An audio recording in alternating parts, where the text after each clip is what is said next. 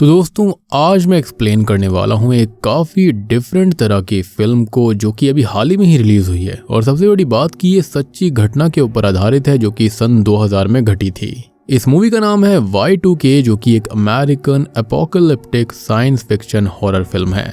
थोड़ा बहुत यहाँ पर कॉमेडी का तड़का भी आपको मिलेगा। मूवी काफ़ी इंटरेस्टिंग है, देखने में काफ़ी ज़्यादा मज़ा आता है। सन 2000 में सच में ऐसी चीज घटी थी जिसके चलते पूरी दुनिया की टेक्नोलॉजी जो थी वो इंसानियत के अगेंस्ट हो सकती थी अगर उसे ठीक नहीं किया जाता।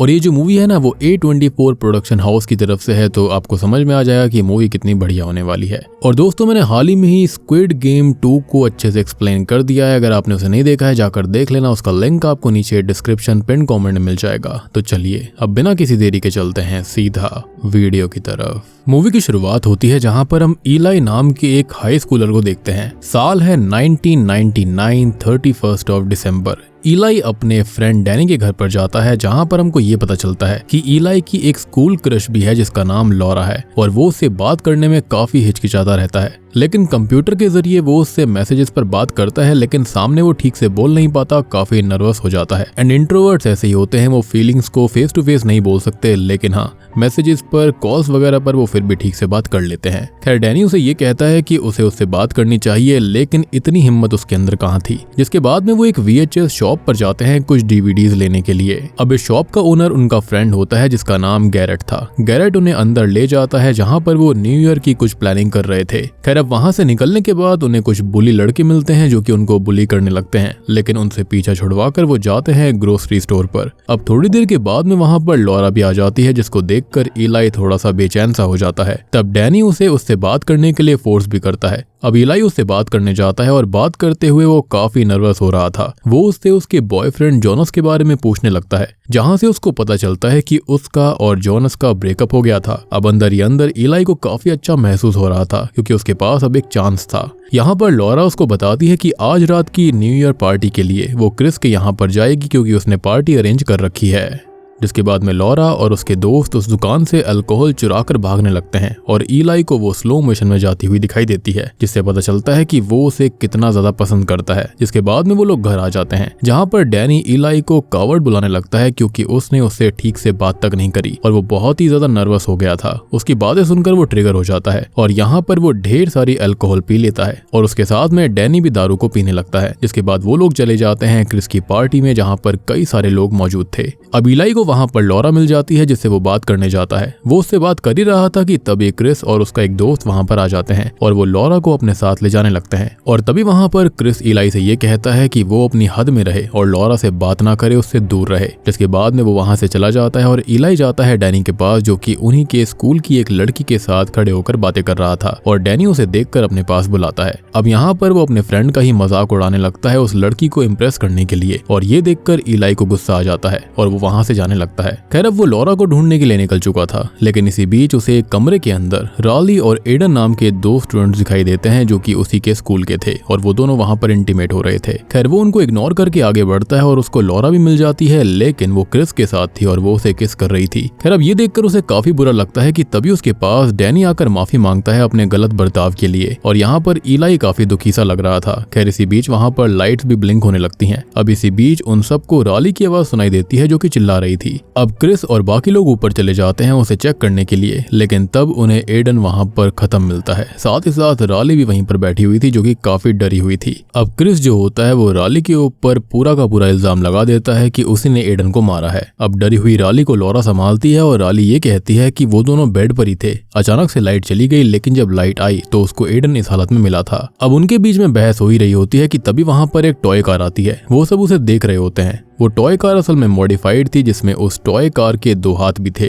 जो कि असल में स्टफ टॉय से बने हुए थे। वो एक हेयर स्प्रे निकालता है और एक लड़के के सामने पॉइंट करता है। ये देखकर वो हंसने लगता है। तब वो टॉय कार दूसरे हाथों में एक लाइटर निकालकर उसे स्प्रे करती है जिससे कि उस लड़के का चेहरा बुरी तरह से झुलस जाता है। इसके बाद वहां पर अचानक से भगदड़ मच गई थी, यानी कि पार्टी के अंदर काफी ज्यादा अफरा तफरी हो गई थी। अब लॉरा, डैनी और इलाई एक साथ थे। अब एक के बाद एक लोग मरने लगते हैं और इलेक्ट्रिक चीजें खुद से सबको मार रही थी। जैसे एक लड़के पर मिक्सर ग्राइंडर हमला कर देता है और ये सब देखकर वो तीनों आगे बढ़ने लगते हैं। लेकिन तभी उन्हें क्रिस दिखता है और क्रिस लॉरा को अपने साथ ले जाना चाहता था, लेकिन वो राली के बिना नहीं जाती। लेकिन वो ये कहता है कि उन्हें खुद को बचाना चाहिए, ना कि दूसरों के बारे में सोचना चाहिए, और जान है तो जहान है। लेकिन इसी बीच होता यह है कि क्रिस के सेल्फिश नेचर की वजह से वो मारा जाता है। उसका फेस एक इलेक्ट्रिक ओवन के अंदर आ गया था। वो लोग अब राली को ढूंढ रहे होते हैं कि तभी राली वहां पर आती है, लेकिन उसे एक मॉडिफाइड टॉय कार मार डालती है जिसमें एक ड्रिल लगी हुई थी। अब वो उन लोगों की तरफ बढ़ने ही लगती है कि तभी डैनी उसे कुचलकर तोड़ देता है। खैर तभी वहां पर वो बुली लड़का आता है जिसका नाम असल में फरकास था, और यहाँ पर अभी 6 लोग बचे हुए थे जिनके नाम होते हैं डैनी, ईलाई, लॉरा,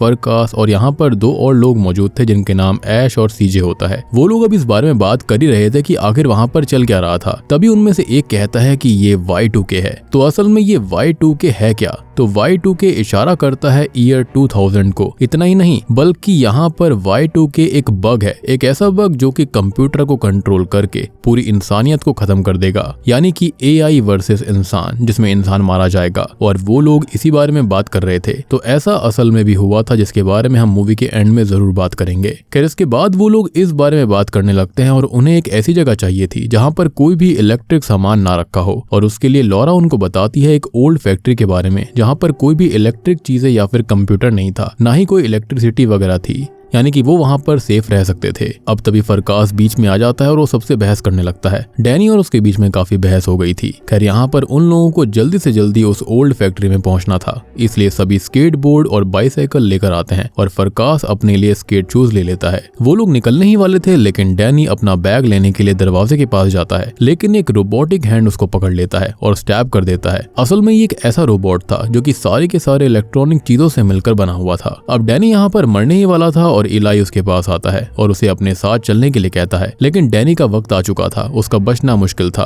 खैर अब यहाँ पर इलाई अपने दोस्त के इस हालत से काफी दुखी था, लेकिन उनको अपनी जान बचानी थी, जिसके चलते वो वहां से निकल जाते हैं। लेकिन बाहर आकर फरकास टकराकर खुद ही गिरकर मारा जाता है और उनके पास इन सब चीजों के लिए वक्त भी नहीं था, इसलिए वो वहां से निकल जाते हैं, यानी कि पुरानी फैक्ट्री की तरफ। अब इसी बीच वो रोबोट अंदर से निकल कर आता है और फरकास के पास से एक इलेक्ट्रिक डिवाइस निकाल कर उसे खुद में कनेक्ट कर लेता है। खैर अब ये लोग उस पुरानी फैक्ट्री के काफी पास आ गए थे, लेकिन ये रेस्ट करने का वेट करते हैं, जहां पर ऐश के पास एक कैमरा था। सब उसको ये कहते हैं कि इस कैमरे से उनकी जान को खतरा है, लेकिन ऐश उनकी बात को नहीं सुनती। तब यहाँ पर वो सब उसको बताते हैं कि इससे सबकी जिंदगी खतरे में आ जाएगी। ये सुनकर अब ऐश वहां से चली जाती है और सीजे उसके पीछे उसको मनाने चला गया था। अब इलाई अपने दोस्त की मौत से बहुत ही ज्यादा दुखी था। तब लॉरा उसको सिंपैथी देती है, जिसके बाद ये लोग ओल्ड फैक्ट्री की तरफ बढ़ने लगते हैं पैदल पैदल, क्योंकि रास्ता खराब होता है और वो स्केट बोर्डिंग नहीं कर सकते थे। खैर हम देखते हैं कि वो रोबोट उनके पीछे ही है। अब आगे जाकर वो एक ऊंची जगह से टाउन को देखते हैं जो कि पूरी तरह से तबाह हो रखा था, और ये प्रॉब्लम असल में ग्लोबल थी। वो लोग चलते चलते फाइनली उस जगह तक पहुंच जाते हैं जहां पर उनको गैरेट मिलता है। साथ ही साथ और भी लोग थे जो कि सर्वाइवर्स थे। अब गैरेट इलाई से पूछता है कि डैनी का क्या हुआ, लेकिन यहाँ पर इलाई का फेस देखकर वो सब कुछ समझ जाता है कि क्या हुआ होगा। ऑब्वियस सी बात है, यहाँ पर ग्लोबल थ्रेट आ चुका था।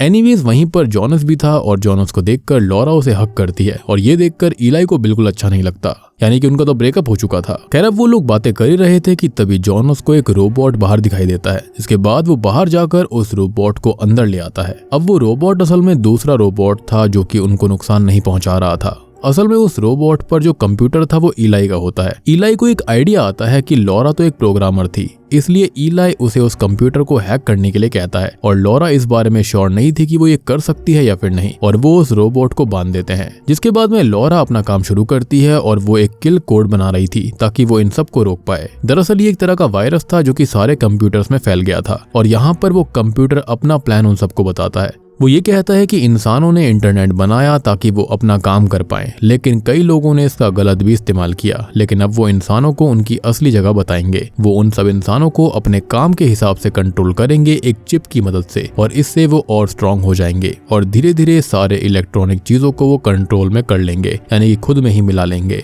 इसी बीच लॉरा उस किल कोड को बना देती है, लेकिन उसे इस्तेमाल करने से पहले ही वो रोबोट फ्री होकर उसे पकड़ लेता है, और अब उसे बचाने के लिए इलाई उस पर पानी डाल देता है जिससे कि उस कंप्यूटर रोबोट के अंदर शॉर्ट सर्किट हो गया था और वो वहीं पर गिर पड़ता है। लेकिन अब उनके पास कोई रास्ता नहीं दिख रहा था। इसके बाद में सीन चेंज होता है और ईलाई लॉरा और जोनस को साथ में देखता है और उनके बीच सब कुछ ठीक हो रहा था, जिससे कि उसे बिल्कुल अच्छा नहीं लगता। अब ईलाई को अपने गुजरे हुए दोस्त डैनी की याद आने लगती है और उसको लगता है कि उसे टाउन के बचे हुए बाकी लोगों को बचाना चाहिए और यहाँ पर टाइम बर्बाद करने से कुछ नहीं होगा। इसलिए वो सीजे और ऐश को वहाँ पर लेकर जाने लगता है। लेकिन तभी लॉरा उसे रोकती है क्योंकि उसकी जान को खतरा था। लेकिन तभी वो ये कहता है कि अगर उसका दोस्त डैनी आज जिंदा होता तो वो ऐसे यहाँ पर छुपकर बिल्कुल नहीं बैठता और वो मेक श्योर करता कि उसका परिवार सही सलामत है और वो वहाँ पर जाने वाला है। लॉरा उसके साथ आना चाहती थी लेकिन वो उसको मना कर देता है, ये बोलते हुए कि वो उन जैसे लूजर्स के साथ क्या ही करेगी और वो यहीं पर रुके। और यहाँ पर पहली बार ईलाई ने लॉरा से बेझिझक होकर बात करी थी। लॉरा समझ गई थी कि ईलाई गुस्से में ये सब बोल रहा था और इसलिए फिलहाल वो उसको जाने देती है, जिसके बाद में वो बैठकर उस कोड को फिर से रेडी करती है और वो इस बार कामयाब हो गई थी। इधर ईलाई, ऐश और सीजे आगे जा ही रहे होते हैं कि तभी उनके सामने रास्ता बंद हो जाता है। तभी उनके पीछे वही रोबोट आता है जो कि उनके पास बढ़ रहा था। वो ऐश का कैमरा उससे ले लेता है और वो उनको मार ही देता कि तभी लॉरा वहां पर आ जाती है और लॉरा को देखकर ईलाई को अच्छा लगता है। अब लॉरा के साथ गैरेट भी होता है और गैरेट उस रोबोट से लड़ रहा था। लॉरा ईलाई के पास आ जाती है लेकिन तभी हम ये देखते हैं कि उस रोबोट ने गैरेट के टुकड़े कर दिए थे। ये देखकर वो सभी लोग एक पोर्टेबल टॉयलेट में छिपने लगते हैं, लेकिन वो रोबोट ईलाई के बैग से उसे पकड़ लेता है। लेकिन किसी तरह से वो उससे बच जाता है और वो टॉयलेट में एंटर कर गया था। तभी टॉयलेट निकलकर डाउन हिल्स पर स्लाइड होते हुए नीचे चला जाता है, जिससे कि वो सब भी बच जाते हैं। अब बाहर आकर वो अपना फेस धोते हैं और फिर आगे बढ़ने लगते हैं टाउन की तरफ, जहाँ पर वो लोग गैरेट के VHS स्टोर पर जाते हैं, जहाँ पर उन्हें कोई मिलता है। वो था फ्रेड डस्ट, जो कि अमेरिकन रैपर था और उसे देखकर वो लोग पागल से हो जाते हैं। यहाँ पर डस्ट उन्हें अपनी स्टोरी बताता है कि कैसे उसने उसके दोस्तों को खो दिया और वो यहाँ पर उन सब से छिपकर बैठा हुआ है। तभी लॉरा कहती है कि उसने उन्हें रोकने के लिए एक किल कोड बनाया है। वो बोलती है कि ये पूरा रोबोटिक सिस्टम एक नेटवर्क से चल रहा है। अगर वो उस कोड को उस नेटवर्क के अंदर इंजेक्ट कर देते हैं तो ये सब खत्म हो सकता है। और वो सारा नेटवर्क रन हो रहा था हाई स्कूल से। अब वो डस्ट को मनाते हैं और डस्ट मान जाता है, जिसके बाद वो चुपके से हाई स्कूल जाते हैं। अब वो चुपके से अंदर घुस जाते हैं और वहां पर एक काफी बड़ा कंप्यूटर जाइंट होता है, जिससे कि सभी कंप्यूटर कंट्रोल हो रहे थे। अब इसी बीच वहां पर एक मिनी रोबोट आता है जो कि फ्रेड के ऊपर हमला कर देता है, लेकिन सीजे बीच में आकर उसको बचा लेता है। लेकिन इससे सीजे खुद घायल हो गया था। अब यहाँ पर फ्रेड इससे सैड होता है क्योंकि सीजे उसकी वजह से इंजर्ड था और यहाँ पर तभी सीजे मारा जाता है क्योंकि इंजरी काफी गहरी थी। अब तभी हम नोटिस करते हैं काफी खौफनाक नजारा जो कि आने वाले समय में हो भी सकता है। वहां पर लोग जो थे ना, उनके अंदर चिप लगाई जा रही थी जिससे लोग रोबोट्स के यानी कि AI रोबोट्स के वश में हो जाएं। लेकिन जो फ्रेड होता है वो उन सभी का ध्यान अपनी तरफ खींचता है ताकि लॉरा अपना किल कोड उस मेन कंप्यूटर में डाल पाए। और लॉरा जो होती है वो उस कंप्यूटर के अंदर अपना किल कोड डाल देती है, जिससे कि वो ऑफ हो जाता है और यहाँ पर सारे कंप्यूटर्स भी बंद हो गए थे। जिसके बाद में सीन 5 साल बाद जाता है, जहाँ पर लॉरा और ईलाई अब साथ में थे और वो डैनी की ग्रेव विजिट करने आते हैं। यानी कि फाइनली यहाँ पर ईलाई को लॉरा मिल गई थी, लेकिन यहाँ पर डैनी उनका बेस्ट फ्रेंड जिंदा नहीं था। और हाँ, यहाँ पर ये लोग अपने फ्रेंड यानी कि डैनी की ग्रेव को या फिर बाकी सभी फ्रेंड की ग्रेव्स को देखकर चले जाते हैं। लेकिन तभी वो नोटिस करते हैं कि जो ऐश का नया आईपॉड होता है ना, वो ग्लिच करने लगता है, जो कि रिवील करता है कि यहाँ पर ये जो एल्गोरिदम थी ये पूरी तरह से डिस्ट्रॉय नहीं हुई थी, यानी कि तबाही आनी अभी भी बाकी है।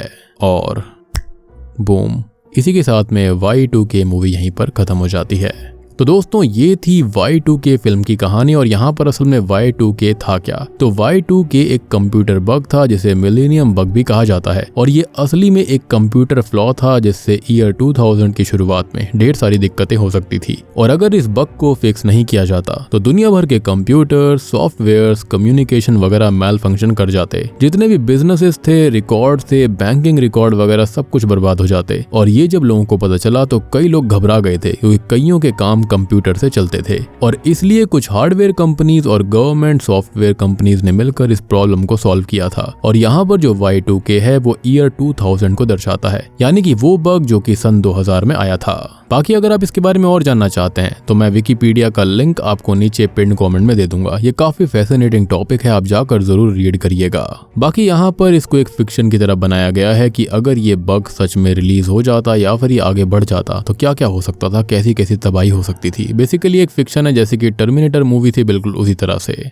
तो यहाँ पर आप इसे दिल पर मत लेना, यहाँ पर एक नॉर्मल रियल स्टोरी को थोड़ा सा बहुत ही हाइप करके बनाया गया है, लेकिन मूवी इंटरेस्टिंग है, देखने में मजा आता है। बाकी यहाँ पर कोई थियरी वगैरह तो है नहीं। उम्मीद करता हूँ कि आपको ये फिल्म पसंद आई होगी। पसंद आई है तो वीडियो को लाइक कर देना, चैनल के ऊपर नए हैं तो सब्सक्राइब कर लीजिए। तो मैं आप सबको मिलता हूँ अगली वीडियो के साथ में, तब तक के लिए